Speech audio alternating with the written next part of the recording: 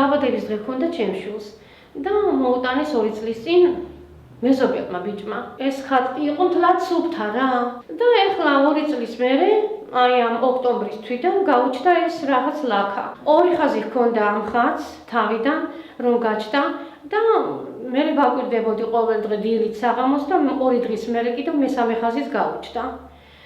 მამა მიქაელთან წავაბრძანეთ ეს ხატი და მან გითხრა რომ კიდევ მოემატება და არ შეგეშინდეთო, ეს არის ძალიან კარგი ხატიო. ვინც მოვიდესო ყველა მოილოცოსო, შემოუშვით ყველაო, თუ ვინმეს არ ელაპარაკებოდა ისიც კი თუ მოვიდა შემოუშვიო, უარი არავის არ უთრავდა არც მითქვია, ვინც ყველა კარზე ნახიდანაც კი იყვნენ. ნახელები, მთელი ეს სოფელი ხო მოდის ვინც გაიგო. რომ ეს ხატი სასწაულ მოქმედიაო რა, თქვა მამა მიქაელმა.